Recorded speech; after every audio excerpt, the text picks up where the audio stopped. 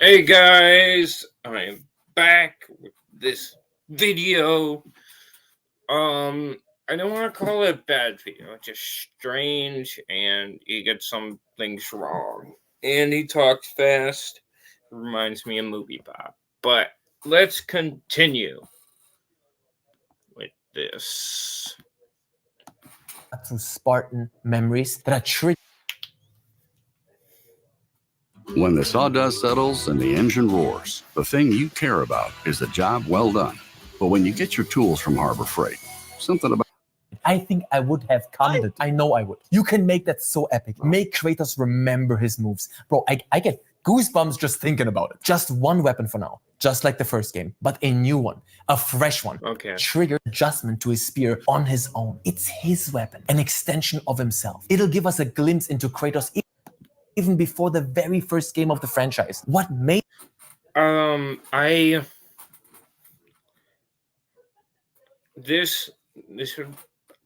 think this would feel incredibly disconnected, and I think it would slow down the plot significantly. I think it would slow down the plot significantly, and it would be really going against the point of Ragnarok. And I think the original is better. The idea of going after Tyr, and you're setting up, and it really sets up Odin really good, and it really sets up Thor really good. And I don't know why you would do this. Made him into who he is. And I will tie in these flashbacks with incredibly important story elements as well. Kratos is now old, even older than in 2018. I don't want to say he looks weaker, but yeah, he's tired and worn. The memories of his training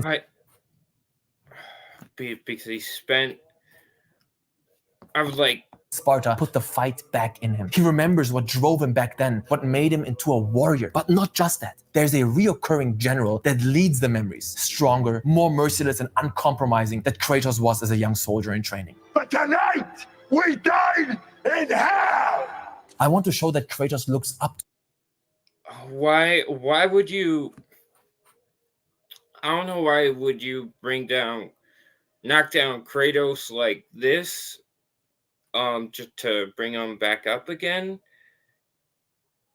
Isn't that what we kind of did in between God of War 3 and God of War 2018? You know, he gives up in power, but he survived. He tried to kill himself, but he doesn't die, so he decided to live.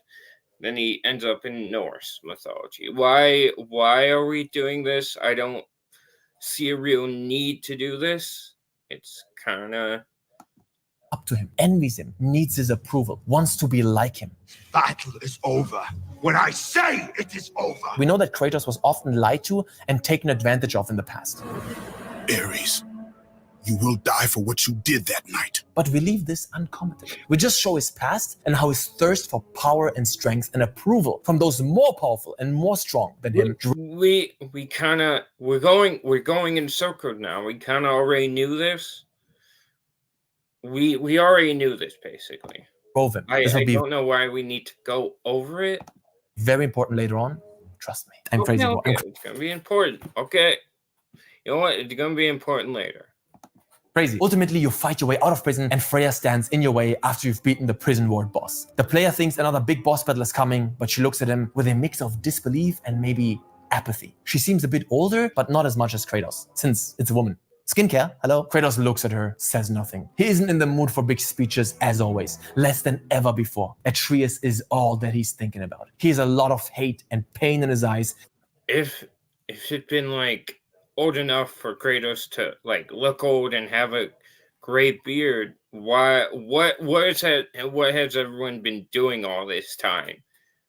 You know, wouldn't they have accomplished it already? Because presumably Kratos would have had to grow out his already beard, you know, to the same length, and cut it, because beards just don't go gray. You know, the hair color stays until it grows back. It would grow in gray. It doesn't just turn gray. I don't. And Freya can see this. She tells him that she put him here because she didn't know where else to put him. She didn't trust him enough to put him into her turtle house, and anyways hasn't forgiven him for what he did. She nursed him for a while. Again, why doesn't she just kill him? Wanting to confront him once he wakes up, but his injuries were more serious than she thought, and at some point, she just stopped checking in. Where is Atreus? Is all Kratos mumbles. I don't know, she replies. And immediately Kratos starts walking towards her. He wishes her no harm, but he is ready to go through her if she's going to stand between him and Atreus. Her need for revenge seems to not be as strong as it once that makes a bit sense. Makes sense, but was. Plus, she can relate to having lost a child. Plus, she doesn't want Atreus in the hands of Odin. If that's what's going on, although neither of them know. We already do this relating thing to having lost a child in the actual Ragnarok game because Kratos lost his daughter. I don't know why we need to kill Atreus. Why I was thinking of the synthetic man. Why do we need to have Kratos be kidnapped? I mean, Atreus. Where Atreus is, and even if she did still hate Kratos, everyone in the prison just got Kratos. There's no way to keep him here anymore. As he walks past her, she tightens her grip on her sword, turns around and says, I'm not done with you. Time has not healed her wounds completely. Then why didn't she just kill him? I don't.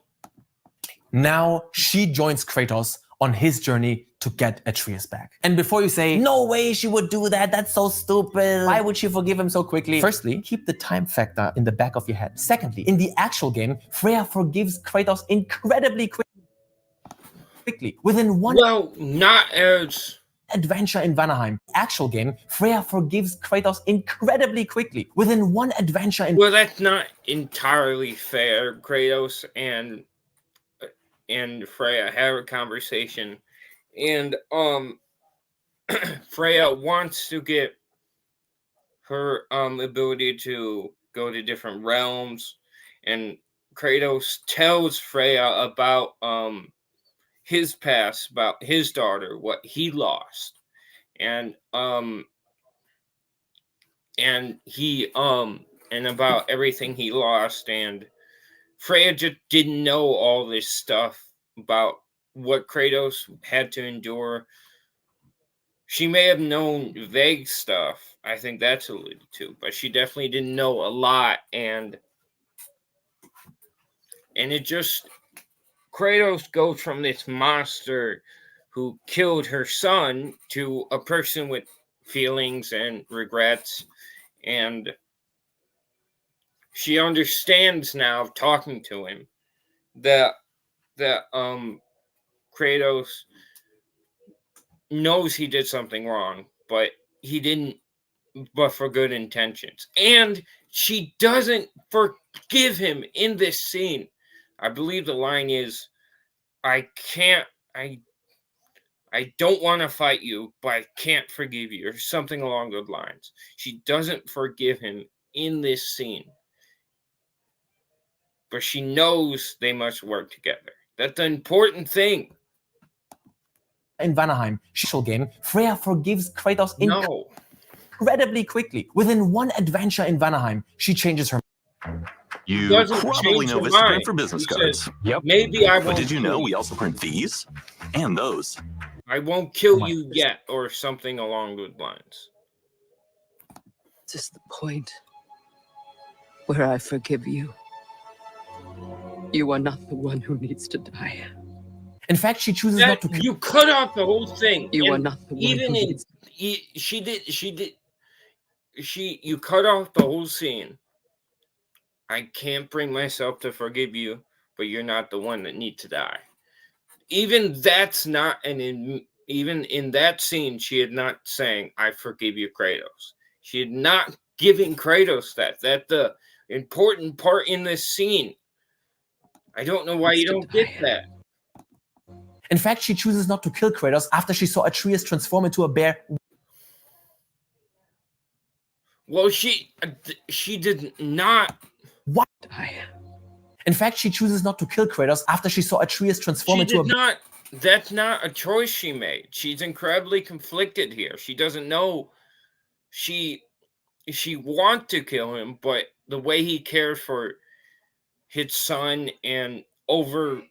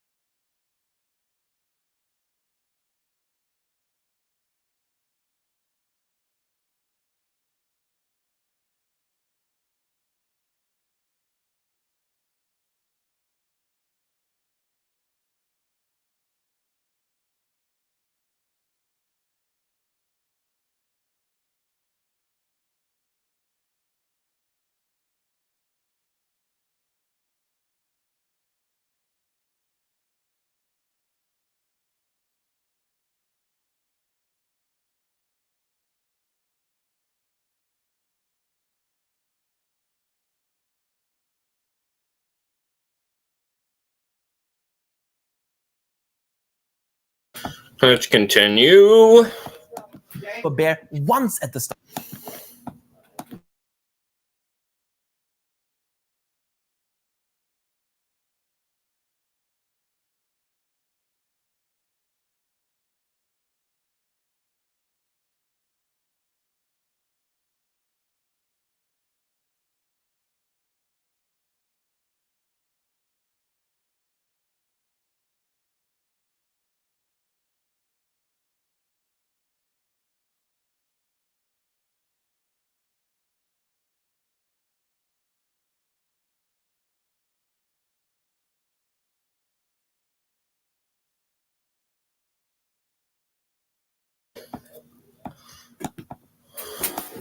Start. She's clearly not out of her mind and driven mad by revenge. Thirdly, she was until she saw this. She clearly conflicted, and she had to make a choice here: try and kill Kratos or work with him. She clearly saw that Kratos doesn't want to hurt her, and with the stuff that Atreus told her before this, and all the new information that she has, she can, in her mind, she can't square that into killing him. She knows now that Odin won't die, or at least she had been told that Odin won't die at Ragnarok. She needs Kratos. I don't want her to forgive him here. I think every main character needs an arc. How do you misread that? Freya's road to forgiveness would be a wonderful arc for her. It is. She does have a road to forgiveness. My version. It would take her a lot longer, give her and Kratos more. She does take incredibly long because she doesn't forgive him in this scene, in that scene. More time for bonding, more dialogue. They bond over their shared loss. They do. Win the adventure. You know, Freya is very hostile to Kratos. When she said something that contradicts anything she says. Oh, you want to talk about my son? You know, oh, I'm going to bite your head off. And letting go, a guiding theme. One of the best things in God of War. She said she can't. She understands she doesn't need to kill him, but she can't forgive him. Or 2018 was the small moments. How in subtle ways the relationship between Atreus and Kratos got warmer and warmer. How do you see this subtlety but not the other one? This is not really that subtle either. incredibly overt. That's not. I'm not saying that's a bad thing, but this isn't like subtle.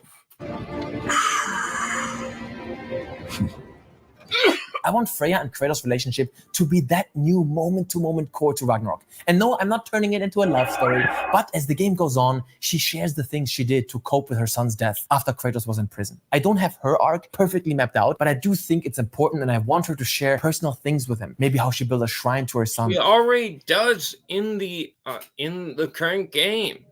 How she aimlessly wandered far away. She shares her past with Odin, with all this stuff. So with all the characters. Realms, looking for peace. Maybe she tried to take her own life to be reunited with her son. I mean, why not? I don't want them to become lovers or share a kith, but develop a deep relationship of trust, because when it comes to loss, Kratos can relate. And over time, seeing them comfort each other, seeing Kratos open up to her would be already do. I don't know how you don't see that. Heartwarming and beautiful. We can have two grown-up characters with two complex arcs instead of this all-encompassing abomination we got with 50,000 characters and half of them. What's with? Instead of this all-encompassing. For one, he's just kind of a side character. He barely has any character. What's wrong with Brock and Sindri? All of them have important things to do. Some of them less important, but it's not like they're over bloated or anything. They all get their time in the spotlight. But it's never sacrificed for pacing, because all of them have side quests you can go on that are optional, obviously. And it's all really good. I don't know what the problem is. I don't understand how it's an abomination. Like, you never... abomination we got with 50,000 characters and half of them are irrelevant and not even real. What? I want to limit the nation we got with 50,000 characters and half of them are irrelevant. For one, anger bow that isn't irrelevant. I'll be right back. Hold that thought.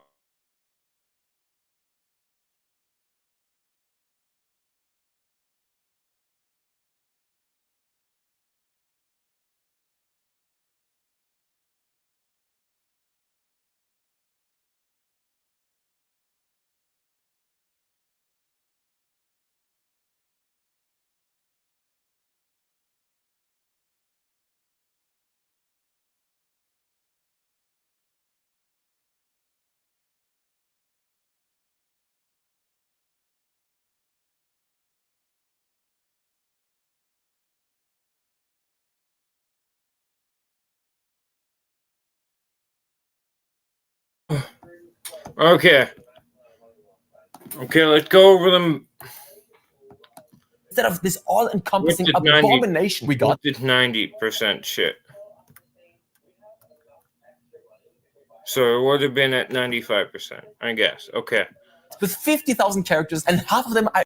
For one, anger bow that isn't irrelevant. Because Atreus learns all sorts of shit from them. And that's not even the important part. They save her at the end. She saved them at the end of the game. And Surtur is really important because he turns into Ragnarok. He turns into Ragnarok and destroys Asgard. Are irrelevant and not even real. I want to limit the scope we got with 50,000 characters and half of them are irrelevant and not even... Okay. Don't talk bad about Mommy Sif, but Sif is really important. Sif helps Thor realize what's going on and helps Thor try and become a better person. And she helps Thrud and Atreus, get on better terms when Thrud thinks Atreus is the enemy. She brings Skewder or whatever his name is, and it's like, hey, innocent people are dying, and we're trying to prevent it. even real. That's it. It's Tyr not being Tyr a bad thing? That's really incredibly smart by Odin, you know? He trying to get all the information he can, and he doesn't help really the character throughout the game, and that's not a bad thing because it's in character for Odin to do that. And it's, oh god, the reveal is really smart. I don't know how it's a bad thing that Tyr isn't Tyr. I want to limit the scope much more. In Ragnarok, What's wrong with the current scope? It's the scope is just we have to survive Ragnarok. That's basically what it is. We have to try. I don't know what's wrong. It's not overly big. You don't go to. the motto was, hey, let's put him as a companion, Brock as a companion, and Sindri, you get a companion. And you, the motto was, hey, let's put him as a companion. Well, that's not fair because, for one, Thor. All the companions are important to the story. Atreus and Thor are companions because Thor trying to look for a mask, and Odin wants Thor to like protect Atreus, presumably, and keep Atreus, on a leash. And Atreus and Thor have interesting conversations about food and their fathers and all this stuff. It's important to the story, and it's what helps Thor. I'm trying to think of the word. Thor think about changing his ways. Brock is a companion. It's important to Brock because Brock, he feels like he learns that he doesn't all have all of its soul parts, and get this really nice moment with Brock with the spear, and this helps inform a later scene and helps you connect with Brock more when he dies, and this really good for his character. I don't know what's wrong with this, and this scene is about getting a new weapon to fight Heimdall. And then Sindri, you get a companion, and you get a companion. Damn it. Clicking in too much. I'm too excited. But hey, let's put him as a companion, Brock as a companion, and Sindri. Sindri helps Atreus, find Freya and find the snake, and we learn more about their relationship that they helped build over 3 years. I don't know. It's all character building and plot relevant. You get a companion, and you. I think her scenes could have been done better, but it's still interesting. You're still doing character and still plot relevant. They don't just put characters together just to put character together. There's a reason for every choice. You get a companion. Again, they have put together because Odin wants to put them together, obviously.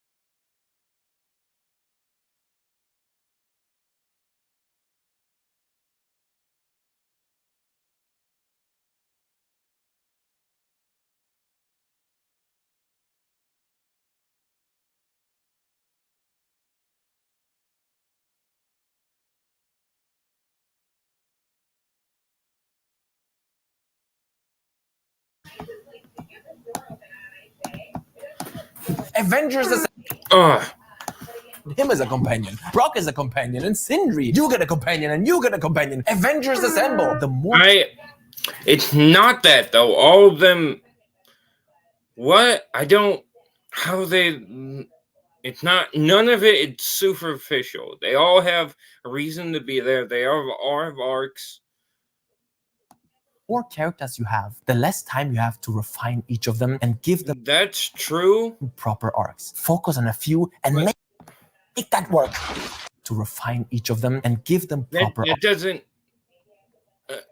God of War Ragnarok has enough time to flesh out all the characters that I want to flesh out. Not all characters need a huge backstory. The character is literally a character to be like, okay, Brock dead, and Sindri doesn't want to do work on the forge anymore, so we need another blacksmith for you to do stuff with. And that she does have a little bit of character, but she'd mainly for when Brock and Sindri go off. And this character, Freya's brother, he doesn't really have much information. You can learn more information about him in the side quests, but not important. arcs. Focus on a few and make that work. I know that all of the characters work, and to me and not speak a word. I am your father, and you, boy, are not yourself. You are too quick to temper. You are rash, insubordinate, and out of control. Why can't you do this with a lot of characters? Explain to me why Ragnarok does this worse, and I guess this will not stand. Plus, this allows something to happen that the actual game has too. Freya as a companion. I think that's a great idea. The only difference is, in my version, she's the only companion, because her and Kratos' story are intertwined. And since we lost Mimir to what? So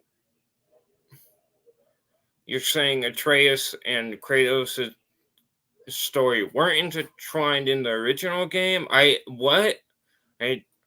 don't know what you're saying. To give us insights into Norse mythology, Freya can fill that spot. Boom! Now, what?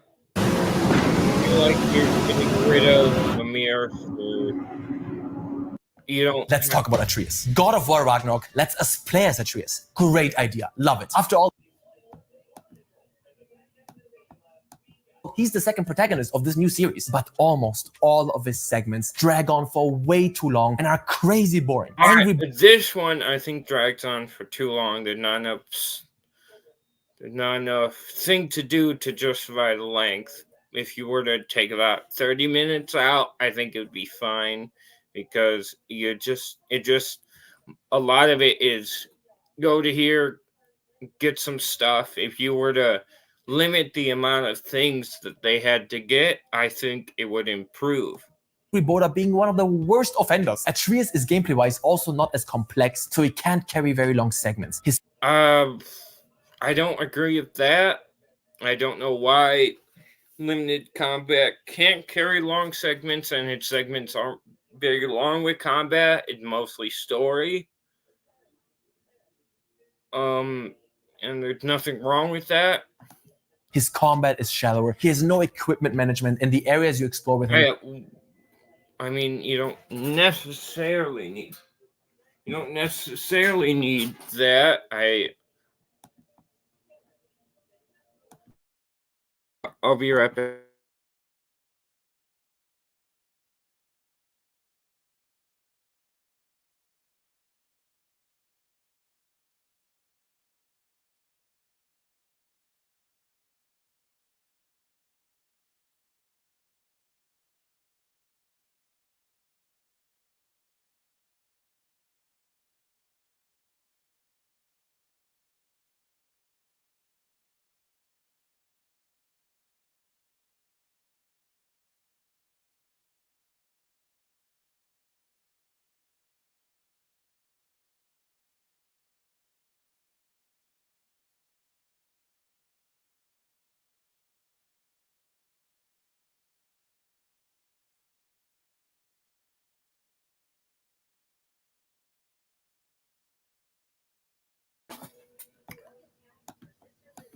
them can't be revisited. His chapters are in every way inferior to Kratos. And personality-wise, he's just a little annoying. The truth is, Well, that's incredible.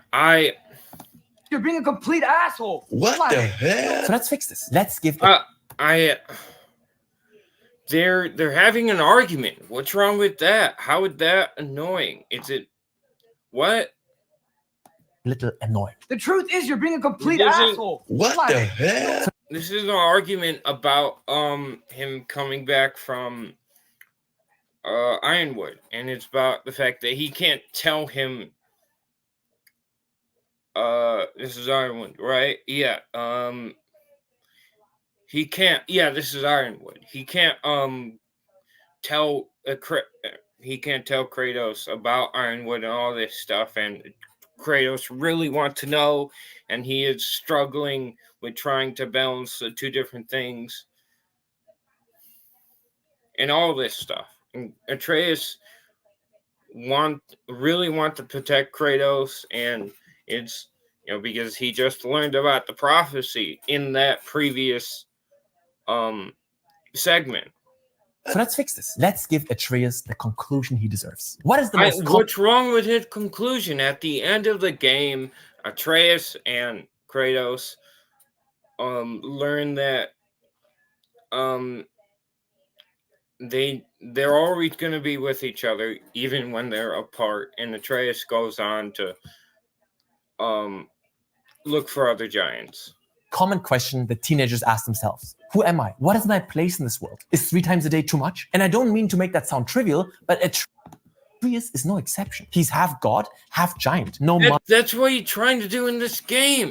Father now gone, surrounded by strangers. He feels abandoned, and I have a gorgeous... No, he doesn't. I wouldn't say he feels abandoned. He feels like he wants to get out and see the world. He wants to, do things. arc for him, but I will He's trying to come into his own. And Kratos is afraid of that because he sees the prophecy. with Kratos at the end. Oh, so beautifully. I would make his segments shorter and much more story-driven. No combat. Maybe some Even more story-driven? environmental puzzles with his bow, but that's it. As he gets brought to Asgard, he's super angry, obviously. Even though he was unconscious, he's pretty sure he got kidnapped, and his dad definitely wouldn't consent. He's not the type. He tries to fight the gods, he tries to flee the realm, but to no avail. And they won't kill him, they just put him back in his room, the silent corner. He meets Thor's daughter, Thrud, who becomes his gateway into the Aesir world. A little bit like Why would he trust any of them at this if they kidnapped him? I don't. The reason he doesn't trust them even in the beginning after going there, but he starts to trust them because he goes there willingly. I don't believe he would trust anyone ever going in there trying to talk to him if they kidnap him. He would try to escape. I don't think he would ever trust them. in the actual game. We are creatures of habit. Especially after seeing I don't remember if he saw him or not. Especially after what happened to Kratos. He's but a child. Resistance is futile. They don't let him go, but they also don't tell him what they did to Kratos. Odin offers him Okay. He doesn't know. Then never mind. answers instead. Teaches him how to use his transformation power. Well, how does he know about the transformation powers? They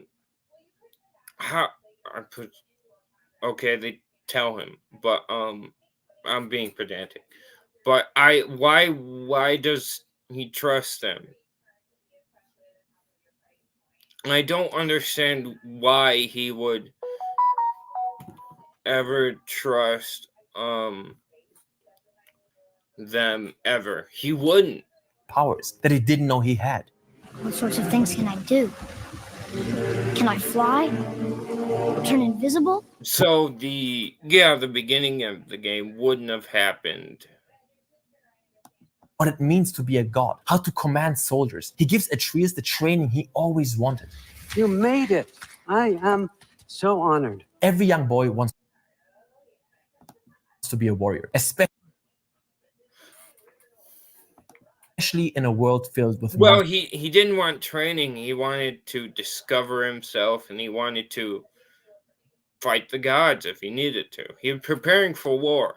In the first game, Kratos rejected that entirely. There is much about me I would not have him know. But realized that Atreus will become more powerful, so he has to be the one to teach him how to engage with his powers responsibly. We are not men. We are more than that. The responsibility is far greater. But now he can't. Atreus isn't with him. He's with Odin. But we're talking Atreus But here. he would have over the 3 years. I'm just gonna let go of his father like that, no matter how welcomed he feels. He keeps pressing Odin for answers. Where's Kratos? Where's my dad? What happened? What have you done with him? At some point, deep into the game, Odin sees himself forced to quench this desire, so he sends him off together with Thor to his old home. Now, I didn't know what to expect from Janthier. A lot of bones in the dirt. Nothing but a crater. It's gone. Kratos' body nowhere to be found. Atreus kneels in the ruins where once his bed laid. He runs the ashes through his fingers while Thor is watching. He doesn't want to show any weakness in front of other people, but he breaks and cries silently. Thor says nothing, but his face shows a hint of guilt. Why would this completely different Thor? Would he feel? I don't know if he would feel. This Thor would feel guilty. I suppose this is a completely different Thor. I suppose if we're talking about this Thor, he would feel guilty. Maybe regret. His open palms turn to fists. He feels anger for his father for abandoning him, but Thor calms him down. Why doesn't Thor explain what happened? Maybe he was dead. Lays his huge hand on his shoulder and says, "Let's go home, kid." I'm setting up a very important story thread here. Because ironically, I want Atreus to slowly adopt Thor as a quasi-substitute father. A little bit. The man who killed his father. Atreus respects and fears Odin, but he slowly starts to trust Thor. Despite him keeping his distance at first. But, you know, he killed his dad. He lost his own sons. And he can see that his daughter, Trud, is taking an interest in him. The original Thrud, I don't think would accept this. I don't think would accept what happened. I don't think that at least in the original game, Thrud wouldn't accept what happened to Atreus being kidnapped. I don't think that would be acceptable. I think she would try and help him escape.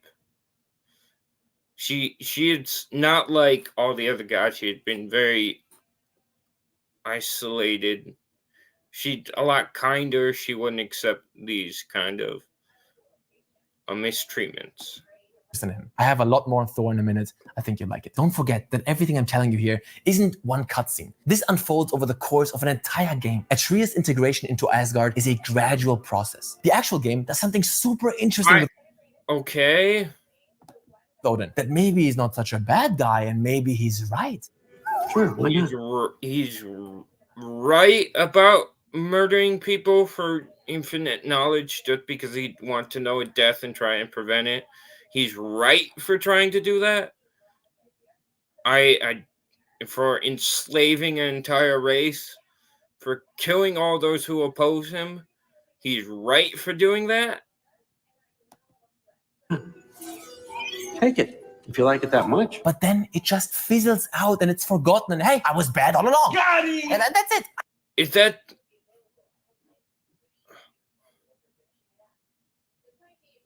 kind of what happens in the original game? I want to play with that dynamic a lot more. Make the player and Atreus slowly realize. That's already what happens with the original game. With Heimdall questions this, makes Atreus question the stuff that everyone told him. You don't know the whole story. That these gods aren't comic book villains. They're not comic book villains. Thor definitely isn't. And, for one, what's wrong with comic book villains? They have motivations. There can be good. There are plenty of good written comic book villains. Do you hate comic books? I don't understand this weird attack on comic books. But if you're trying to say Odin doesn't have motivation, Odin has a lot of motivation because he fears his own death. To them, their urges, desires, flaws, And daily it drives his entire thought process. struggles and relationships are, as it is so often in mythology, very human. The player and Atreus must see this. But It Kratos is very human in the original game. Doesn't. Oh. He doesn't know about any of this. He is on a god-killing spree again, becoming more blinded with hate. So why would you just regress a character like this? I don't. For one, I don't. I mean, I do think this would happen. It makes sense in the original game. But why, for one, why did Kratos only have one weapon? He could literally call his axe to him. I don't quite understand this.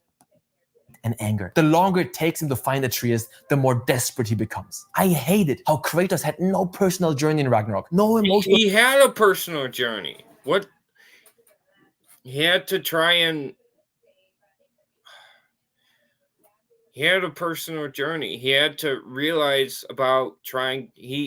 His personal journey was trying to come to terms with that Atreus or him might die, and him being away from Atreus, it's not a bad thing. And him learning that being a leader, being a god, is not a bad thing. And just because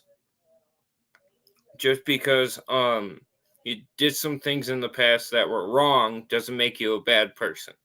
He had a personal journey. What is growth, no agency, no consistent personality. He had agency. Basically nothing. Everything the team decides in God of War Ragnarok, Kratos decides, had the last ultimate say on it. What? No real struggle that carried him through that game. He has a struggle. He struggles with the thought of Atreus being dead. He struggles with